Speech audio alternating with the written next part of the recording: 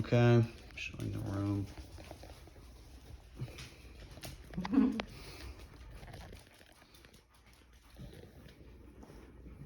Before cats were domesticated, they had a lot of pre-existing instincts that carried over to common-day house cats. You might notice this in terms of play, with the biting and scratching habits. You might also notice that when you bring your cat or kitten home, the first thing they do is run somewhere where it's impossible to get them. Like they have no intention of befriending you at all. Or like you just brought a wild animal into your house. Today, I'm going to tell you what you should look for to tell how your cat's feeling and how this can help you build a bond and relationship with them. I have a lot of personal experience bonding with cats. My father and I always prided ourselves on being able to read cats well, and I always knew I wanted one day. So when I was ready to get a place of my own, I adopted my Juno. She is a brown tabby. Over the course of the last year, Juno went from being shy and hiding to playful and social. And this taught me so much more than I ever thought I could understand about cats and how their brains worked. I'm going to be going over how Juno and all cats use their eyes, ears, tail, posture, voice, and movement to convey what they're trying to tell you. I think it's very important language to learn, as according to a study done by Lauren Dawson of The Conservation, not a lot of people are good at recognizing their cat's emotion. Only 59% of people in a group of over 6,300 could. And these results are only slightly better if they had guessed. So let's start with the most primal and most recognizable emotion that they have. Anger in cats is often reduced to hissing and tail wagging, which for sure is a good thing to look out for, but did you know that their eyes, ears, and hair are actually the best way to tell if an angry cat may be ready to pounce? As told by Alison Gherkin on PetMD, aggressive cats will often flatten their ears to their head.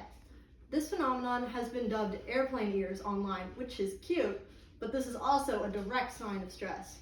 When your cat does this, it's trying to tell you that it wants to be left alone. If a cat is really dead set on being left alone, these airplane ears will be accompanied by narrowed eyes with large dilated pupils, erected hair, and an arched back. Interestingly enough, this straight hair is actually a way to make your cat look bigger to scare off predators, like how a human would scare a bear by raising its arms in the air or holding something over our heads. When your cat shows any of these signs, it's best to let them cool off. They don't hate you, but we all have bad days. Your cat isn't angry every time it arches its back. A playful cat and an angry cat actually have a few things in common. This can be misleading, so it's important to be able to identify the differences. Some similarities that you'll notice in a playful cat are easy to spot. Their pupils will be dilated and taking in information, their tail will be wagging, and their back may even be arched. But according to Gherkin, a playful cat's ears will be up and facing forward, opposing the aforementioned aggressive airplane ears. It's also important to note that typically only the ends of their tails will be flicking, and their eyes won't be narrowed, they will actually be enlarged. The reason that there are a lot of shared similarities between playful and aggressive has to do with instinct. You have to remember that cats are natural born hunters, and whenever they see something that they're trying to attack, no matter if it's playful or aggressive, a lot of the same reactions are going to come out. Gherkin states that, quote, "Play provides excellent physical and mental enrichment to help keep cats healthy. So provide them with a toy when they act like they want to play," end quote. This is an excellent way to stimulate your cat's hunting instincts and get rid of their energy if they get too riled up.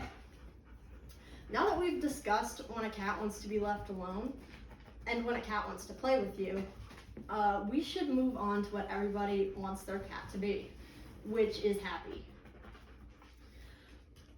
Each happy cat will have its own specific language. For this emotion, you will have to learn the specifics over time.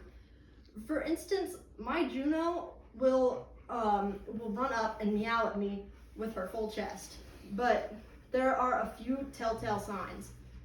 A good way to tell if your cat is happy is with its eyes. Its pupils may be small and its eyes may be relaxed. Your cat may even give you a slow blink where it closes or narrows its eyes for a few seconds while looking at you. This is often called a cat kiss and is a sign of deep affection and trust. A cat who trusts you may lay on its back, showing you its stomach, and you may be inclined to pet it, but this is often not what they want. And may even prompt aggression, but this is actually a sign of vulnerability, and it means that they trust you greatly. Of course, the most obvious sign that a cat is happy is when they purr at you. In this case, Juno purrs whenever she gets into a comfortable position while snuggling with me. But when cats do this, it's actually a sign that they're happy and at peace. And one more sign that's pretty helpful to look for is how high their tail is. If your cat's tail is sticking straight up, chances are it's feeling pretty positive. Spotting cats' emotions can be very handy when trying to befriend one. Cats are constantly trying to tell us how they're feeling. We just have to learn how to listen better. Now that you know what to look for in aggressive, playful, and happy cats, next time you see a cat with its eyes wide, remember, you aren't just seeing a silly face, you're seeing all the emotions going on in their brain. Thank you.